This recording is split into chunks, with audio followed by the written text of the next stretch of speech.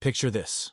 A solitary figure stands at attention in the pouring rain, his aging but still muscular frame rigid despite the weather. Staff Sergeant James Mercer, retired Marine Corps, 58 years old with silver hair cropped in a military cut that hasn't changed in 40 years. His weathered face remains expressionless as he stares straight ahead, guarding the veteran's memorial that now bears bright red spray paint across its marble surface. The slurs and disrespectful symbols glow almost neon against the solemn stone. In the night rain, teenagers drive by, shouting obscenities. But James doesn't flinch. He's been standing here for 18 hours straight without food or rest. The local police cruiser slows as it passes, the officer inside shaking his head before driving on. The small town of Riverdale hasn't seen anything like this before. A silent one-man protest that's beginning to draw attention from beyond their borders. But as James feels the first signs of his legs weakening and his old war injury screaming for relief, he wonders how long he can maintain this vigil alone. Little did he know, the next 54 hours would not only test his endurance but would bring a community to its knees in shame and ultimately, redemption. Let me take you back to where it all began. James Mercer moved to Riverdale 5 years ago after his wife passed away. The small town reminded him of where he grew up. Tight-knit, peaceful, with American flags hanging from many porches. He bought a modest ranch house on the edge of town, spending his retirement renovating it with his own 2 hands and tending to a vegetable garden that soon became the envy of his neighbors.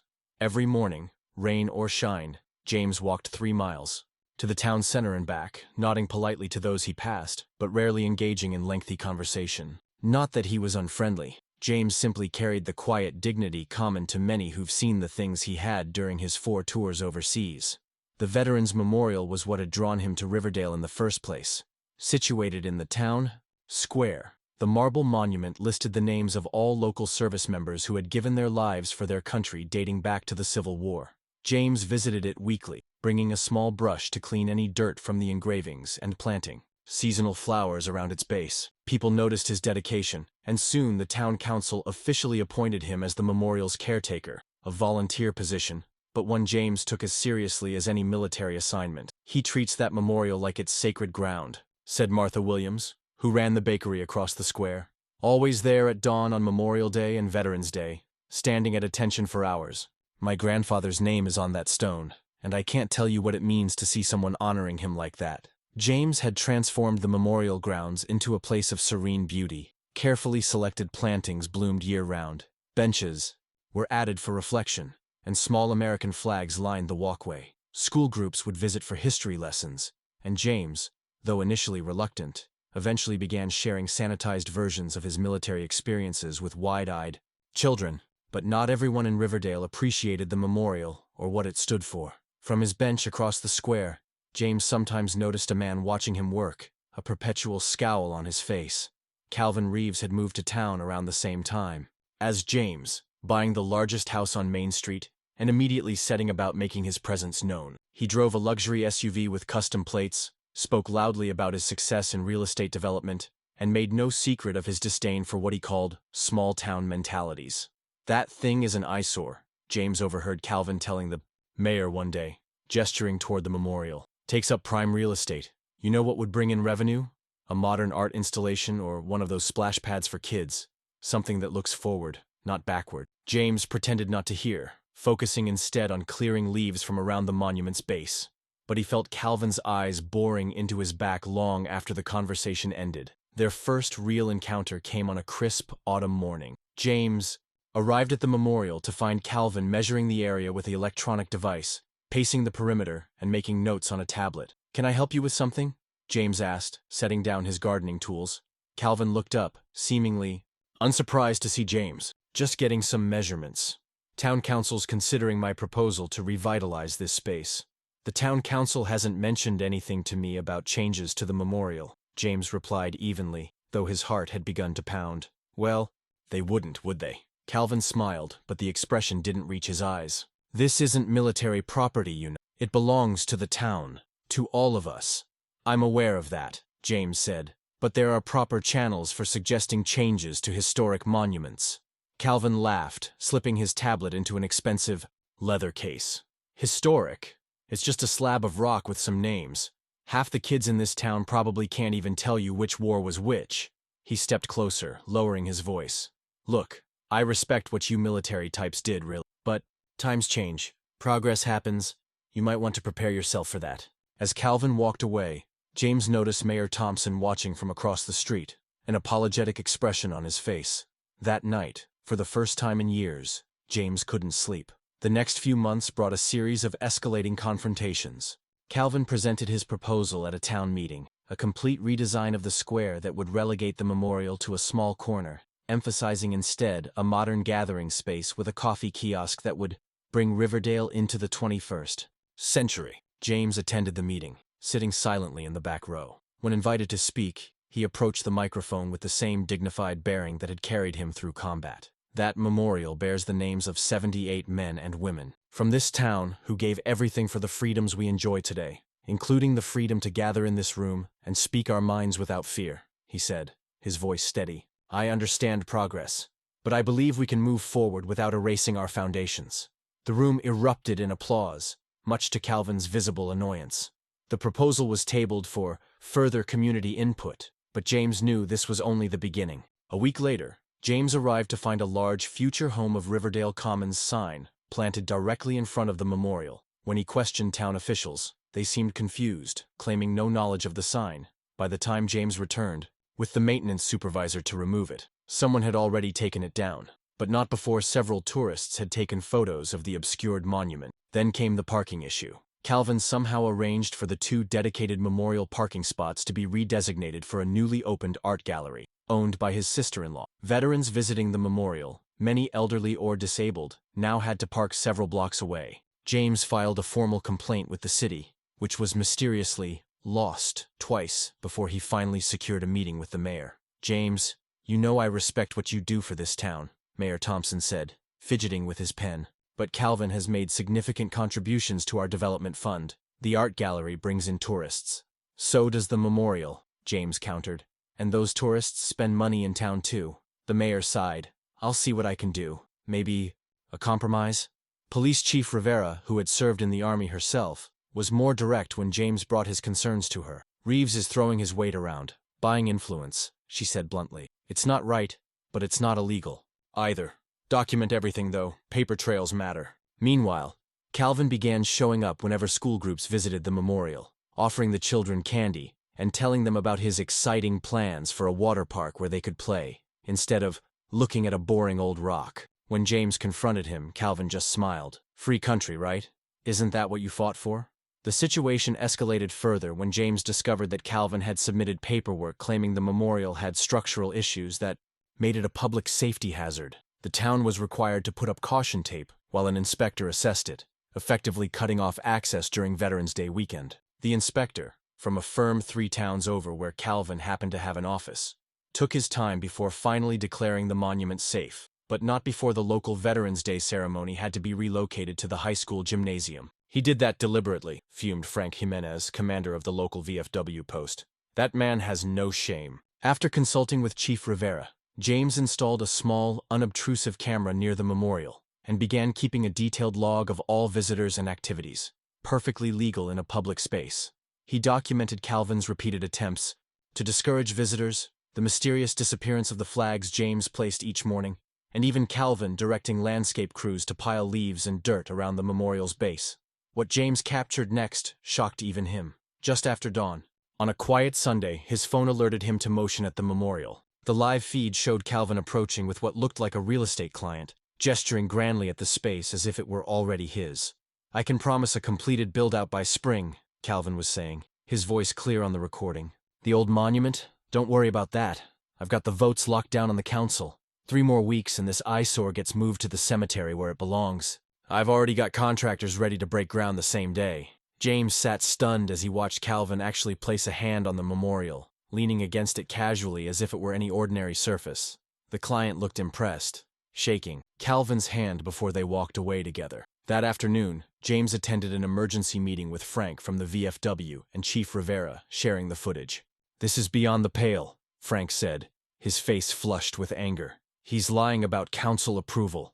I checked with Councilwoman Liu this morning. It's still not technically illegal, Chief Rivera cautioned. Unethical and dishonest, yes. But there's more, James said quietly. He pulled up an email from a contact at the county records office. Calvin's company purchased the lot directly behind the memorial 3 months ago. If the memorial were to be moved, his property value would skyrocket, Chief Rivera finished, understanding dawning on her face. He could build commercial frontage directly facing the square. James nodded grimly. This was never about modernizing the town. It's about profit. So what do we do? Frank asked. We've tried the proper channels. James stared out the window, toward the memorial, visible in the distance. I'm not sure yet, but I know we can't let him win. The tipping point came 2 days later. James arrived at the memorial for his morning maintenance to find the unthinkable. Red spray paint desecrating the marble surface, crude symbols and slurs covering the names of the fallen. For a full minute, he couldn't move, couldn't breathe, as if he'd taken a physical blow. When he could finally function again, he immediately called Chief Rivera, who arrived within minutes, her face darkening at the sight. We'll review security footage from the surrounding businesses, she promised. Whoever did this. But James wasn't listening anymore. A cold certainty had settled in his chest as he gently touched the defaced names of those he considered brothers and sisters in arms.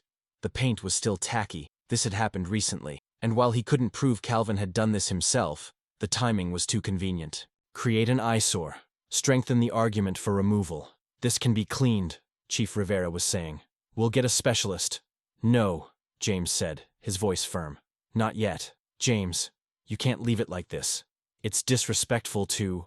What's disrespectful is that someone thinks they can do this and will just erase it and move on, James replied. People need to see what happened here. As Chief Rivera reluctantly departed, promising to fast-track the investigation, James went home and gathered supplies. He returned wearing his old marine dress blues, which still fit his disciplined frame perfectly. He brought a folding stool, a small cooler of water, and a handwritten sign that simply read, 72-hour watch, never forgotten. He positioned himself directly in front of the vandalism, standing at attention, the sign placed at his feet, and there he remained as the town woke up and people began to notice. Martha from the bakery was the first to approach, gasping at the desecration before turning to James with tears in her eyes. James, this is horrible. Let me call the maintenance department. No, he said simply. Not yet. But you can't just stand here. Let me at least bring you some coffee, something to eat. James shook his head. I stood watch in worse conditions. In Fallujah. I can stand watch here. Word spread quickly through town. People came to see for themselves. Phones raised to capture images of both the vandalism and the solitary veteran standing guard.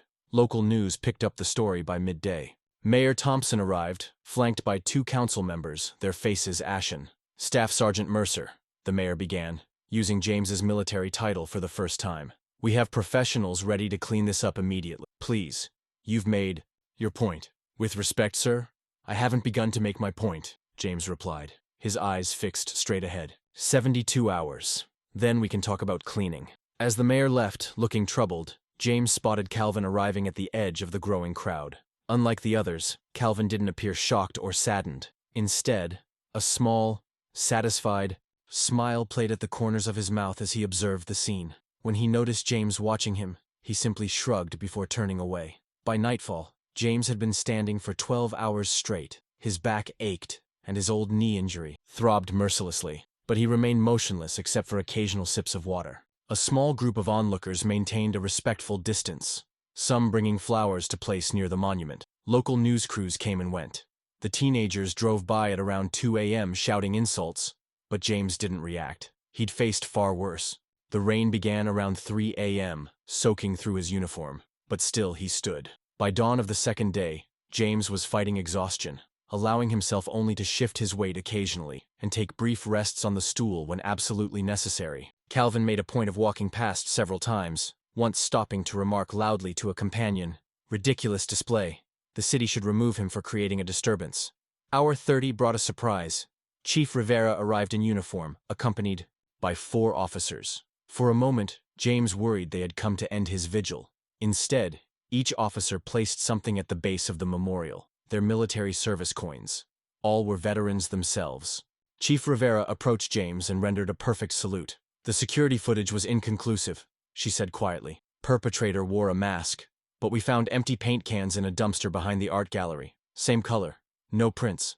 James nodded almost imperceptibly. They both knew what that meant. By the afternoon of the second day, James was shivering despite the mild temperature, his body beginning to fail him. Yet he refused all suggestions that he take a break. National news had picked up the story now, and a crowd of several hundred maintained a constant presence in the square. Someone had set up a refreshment stand with proceeds going to veteran services.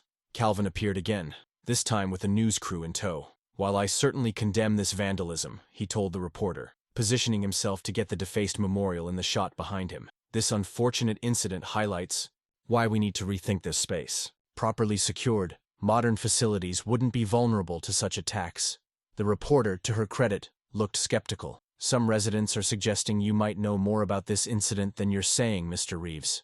Calvin's confident smile faltered for just a moment. "That's absurd and potentially slanderous. I'm a businessman who cares deeply about this community's future." As night fell on the second day, James found himself struggling to remain upright. 48 hours without sleep, with minimal food and water, had taken a severe toll. His vision blurred occasionally, and twice he nearly collapsed. But each time he thought of giving up, he focused on the names behind him, names of those who had endured far worse. He was barely aware of the whispered conversations happening around him, of people making calls and sending messages. Fighting through a fog of exhaustion, all he could do was concentrate on remaining upright through the night. Dawn of the third day broke clear and cool. James was operating on pure willpower now, his body having long since demanded surrender. He was so focused on simply standing that he didn't immediately notice the first arrivals. Staff Sergeant Mercer. A firm voice cut through his fog. James blinked, forcing his eyes to focus. Before him stood an older man in a crisp VFW cap and jacket. Behind him, stretching down the block in both directions, were veterans. Dozens of them, then hundreds, in various uniforms and service caps, some in wheelchairs, some with prosthetic limbs, many wearing their decorations. "The relief has arrived, Sergeant," said Frank Jimenez from the VFW, rendering a salute. "We'll take the watch from here." For the first time in 72 hours, James felt his composure crack. A single tear tracked down his weathered cheek as he returned the salute. I can continue," he managed. "Negative, Sergeant," Frank replied gently. No Marine stands alone when his brothers and sisters can stand with him. As if choreographed, the veterans moved forward in formation, creating a perfect circle around the memorial. James allowed himself to be guided to a chair someone had brought, where a medic quietly checked his vitals while he watched in awe. News helicopters circled overhead as the crowd of supporters swelled to fill the square. The veterans maintained their position, dozens taking turns standing directly before the vandalized portion just as James had done. Calvin arrived shortly, before noon, pushing through the crowd with a city worker in tow, apparently hoping to begin the cleaning before the spectacle grew larger. The wall of veterans refused to move aside. "This is city property," Calvin insisted, his voice rising. "I have authorization to have this cleaned immediately." "Funny thing." Chief Rivera emerged from the crowd holding a document. "The mayor just signed an emergency order designating the memorial as historically protected. No alterations can be made without a full public hearing." "This is vandalism," Calvin exploded, gesturing at the red paint. "It needs to be removed." "Oh, we'll remove it," Frank said calmly. "After today's ceremony." "What ceremony?" Calvin demanded.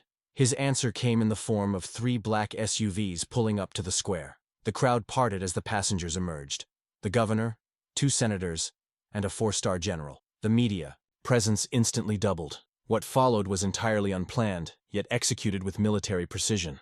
As cameras rolled and the crowd grew silent, the gathered veterans, now joined by active-duty service members, conducted a solemn ceremony rededicating the memorial. They shared stories of those whose names were engraved in the marble, including several who had gone to school right there in Riverdale. The governor spoke briefly, announcing a state grant to establish an educational center adjacent to the memorial. One senator revealed that the site was being added to the National Register of Historic Places, ensuring its permanent protection. The other promised federal matching funds for maintenance and expansion. Throughout it all, Calvin stood frozen at the edge of the crowd, watching his plans crumble in real time. When reporters thrust microphones in his face asking for comment on allegations that he had been lobbying to remove the memorial for personal gain, he finally retreated to his SUV and sped away. The ceremony concluded with a restoration team, specialists in monument preservation who had volunteered their services, demonstrating the techniques they would use to safely remove the paint without damaging the stone. They would begin work the following day, they explained, after properly documenting the vandalism for the ongoing criminal investigation. As the crowd finally began to disperse, James found himself surrounded by veterans from every era, each wanting to shake his hand or share a quiet word of thanks. Though still exhausted beyond measure, he stood to receive them, understanding. the importance of this moment of brotherhood. "You held the line, Marine," the four-star general told him privately. "Some battles are fought far from any recognized battlefield." By evening, videos of the three-day vigil and the surprise reinforcement had gone viral nationally. The hashtag, #WeStandWithJames, was trending, and a fundraiser for veteran services had raised over $2 million. News vans remained parked around the square, capturing the rotating honor guard of veterans who continued to stand watch through the night, allowing James to finally go home and rest. The investigation into the vandalism accelerated as anonymous tips flooded the police department. Within days, security footage emerged from a gas station 2 miles from the memorial, showing a masked figure purchasing red spray paint at 2 a.m. on the night of the vandalism. Though the face wasn't visible, the distinctive watch and custom loafers matched those Calvin had been photographed wearing at a charity event the previous week. When confronted with this evidence, and faced with a search warrant for his home and vehicle, Calvin maintained his innocence, but quickly engaged an attorney. The case would ultimately end with a plea deal: no jail time, but substantial community service hours and restitution payments to veteran organizations. More damaging to Calvin was the complete collapse of his business in Riverdale as clients and partners distanced themselves from the scandal. The art gallery closed within a month. Calvin's luxury home went on the market shortly after. According to local gossip, he relocated to a city several states away where his reputation hadn't preceded him. Meanwhile, the memorial underwent a renaissance. The restoration team not only removed all traces of the vandalism, but also applied protective coatings to prevent future damage. The newly formed Memorial Preservation Committee, with James as its chairman, oversaw the installation of proper lighting, security cameras, and expanded gardens. Schools incorporated regular visits into their history curriculum. Most significantly, the modest block behind the memorial, the property Calvin had secretly purchased, was acquired through an anonymous donation and converted into a small park honoring post-9/11 veterans, seamlessly integrated with the original monument. The deed was placed in a perpetual trust, permanently protecting both sites from development. 1 year later, on a perfect spring morning, James stood at the edge of the expanded memorial grounds, watching a group of elementary school children place small flags beside each name engraved in the marble. His dress blues had been properly cleaned and pressed after his 72-hour vigil, and he now wore them for special occasions like today's remembrance ceremony. "Never thought I'd see this place looking so alive," Frank said, joining him. "Used to be just you and me most days."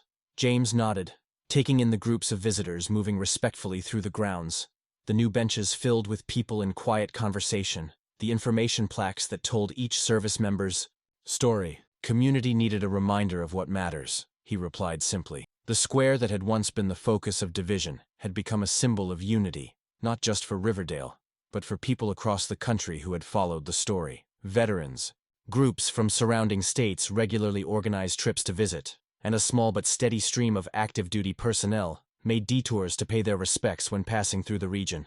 As for Calvin, rumors occasionally reached Riverdale that he was attempting similar development schemes in his new location, though with considerably less success now that his history followed him through internet searches.